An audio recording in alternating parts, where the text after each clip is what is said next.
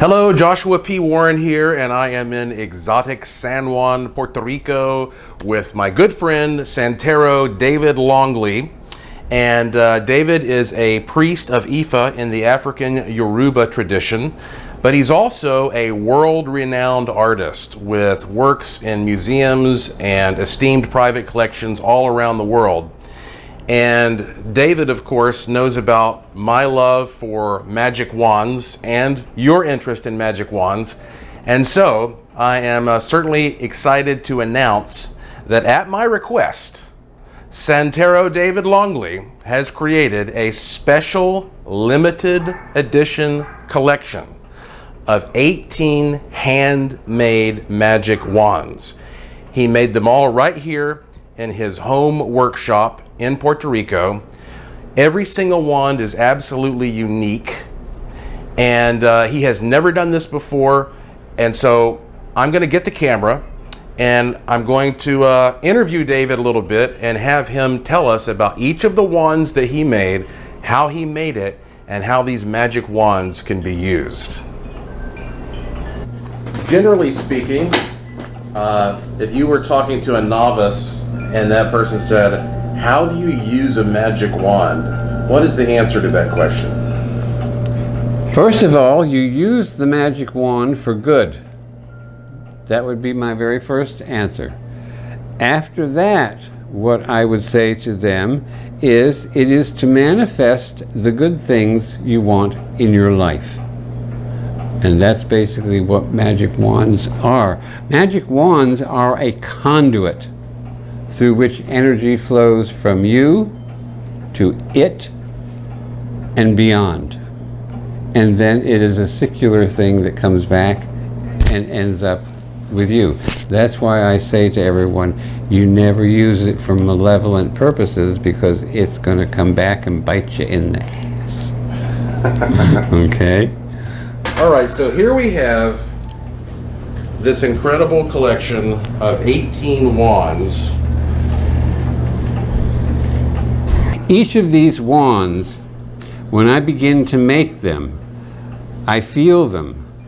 I look for materials that I have here, there, and wherever, and I feel them, and they tell me what they want to be done with, how they want to be used.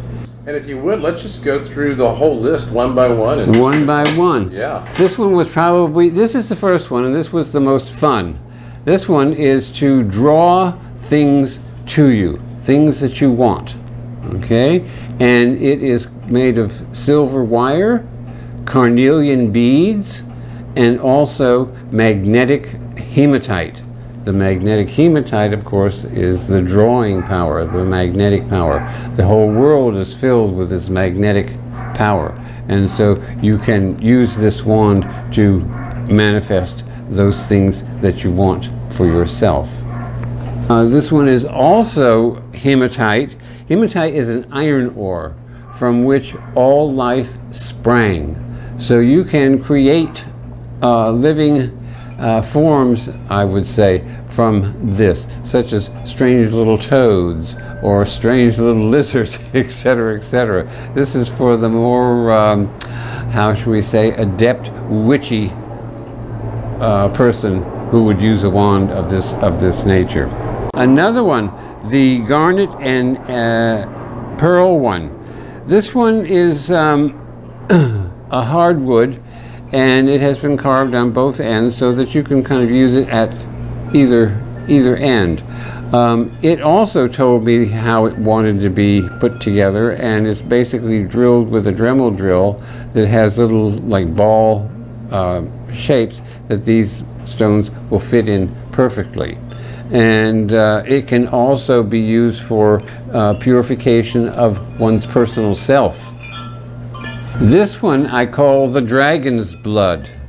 And the reason I call it the dragon's blood is because it has a carved serpentine bead at the end of it. It's from China, and it has a dragon on it. And these little things that go down through here, these are what is called apple coral. And they come from the Mediterranean, and they have silver fittings on them. But I named it the dragon's blood because the dragon is a very, very powerful alchemic symbol. You will find the dragon in every book of lore. You find air dragons, water dragons, fire dragons, earth dragons, good dragons, bad dragons. And so this is your dragon wand. This is basically to ward off the is it malevolent? Yeah, malevolent spirits. This one is another hardwood wand. It has an end of a crystal with silver and a tiny little pearl mounted in there also. But it also has a clarification crystal at the end of it so that you have clear thoughts and you can produce and draw those thoughts to you. So you can clear your mind of negativity. Then this is one of my favorite ones, one of the most difficult ones I had to do. It has also a tip of a turquoise with a Chinese dragon around it. Let me see his. This is a juvenile dragon, so he's a little water guy. There are several dragons. They live in various realms of the world. This one is a water one. Turquoise was very highly prized in China because it was not found in China. It came from Tibet. This enables the user to view into the future. That's what this is. This is what I call my Emperor Ming wand. It has nothing to do with malevolence, but it also represents the lotus, which is a symbol of purity, and the Buddhist bells, which are a call to prayer. So this is sort of a symbolic reference to meditation, and one can use this to clarify one's mind, to relax, to bring peace to one's spirit. Okay. One of my very favorite ones is this one. Took a lot of work and I love it. This is my water wand, and this wand can bestow mist, it can bestow rain, it can bestow storms, it can bestow floods, etc., because of its power. Water is a great power, and it can be manipulated into many ways.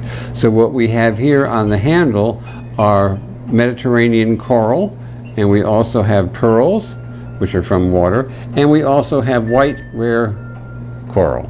At the end of it, I just happen to have this amethyst bead, and when you look at water, especially here in Puerto Rico, when you look out over into the water, you will see the water change in the sunlight. It will change from a turquoise blue to an amethyst to an aquamarine to an emerald to cornflower sapphire blue, etc., etc. So that's why I put it there at the end of it to tip it off. Then my Merlin wand.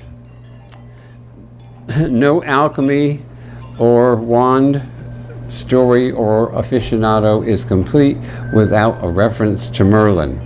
This particular branch just came to me when I was clipping the branches to make all of these. I came across this one, and I was just about to clip off these two. It had one more down here, but somehow that one didn't seem to belong to the to the idea that I wanted.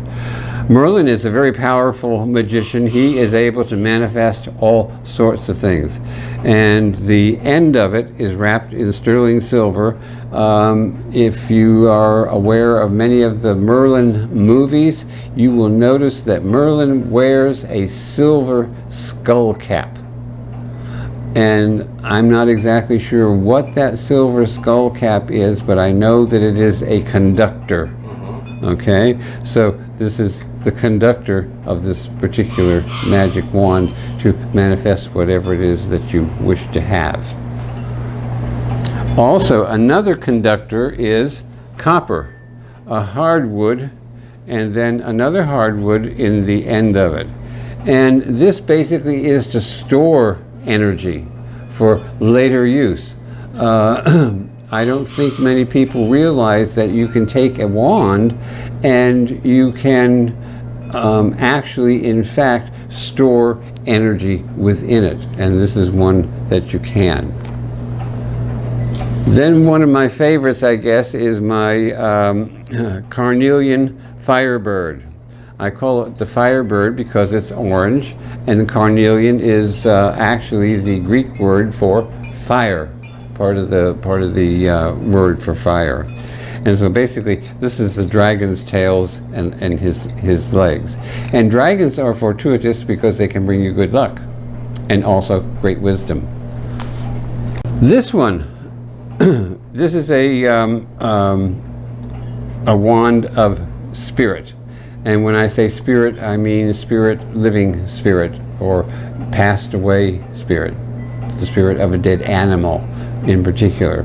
So this spirit can conjure up the spirit of a dead animal or a dead ancestor, so that you may speak with them and gain their knowledge, and also to speak with the animals for the gifts that they give us as food. This one kind of reminds me of a sword in a way.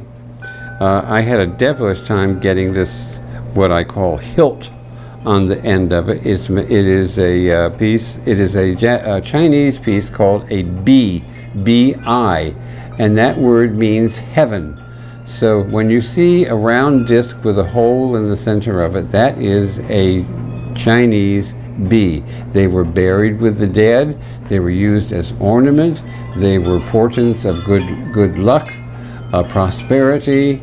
You name it, the list goes on and on and on. Goodness. Interestingly enough, also in gem lore, bloodstone was also used to cure eye ailments and blood diseases. And at the end of each one of these are silver beads that I was told came from the Navajo Indians, but I'm not quite 100% sure of that. Nevertheless, they're wonderful beads, and they work really well with the wand. This particular one is used for restoring and cleansing one's particular mind. In other words, your personal mindset. And that's why they are blue and white. White is for the purity, blue is for the spiritual. This one is also a water wand, and I'm going to tell you right away that beading an object is no simple matter. This particular one is also a water wand, and at the end of it are two wonderful blue goldstone. There is a goldstone, those who know what it is, and there is a blue goldstone, which is much rarer. You find the gold a lot more, but it seemed to fit with the water portion of it, and also it is a cleanser of one's spirit. And the last one I call my earth wand, and it is basically to bestow health upon the garden. I should make another one for myself so that I can go out here and wave it around so that my plants grow better for me. But that's basically what this one is. It's a wand for the health of the earth. This one I have to laugh because it was one of the first ones. Actually, I created it after I created the first one. And it is also wrapped in copper, and it also has hematite, which is magnetic, etc., etc. So it's a powerful little wand, and I jokingly say it's easy to conceal in certain places into hosiery, into garter belts, and to other secreted places for rapid appearance. Okay, so this will store a great deal of energy. So if you find someone who is giving you a problem, you can zap him with that energy right away. Very nice. All right. Now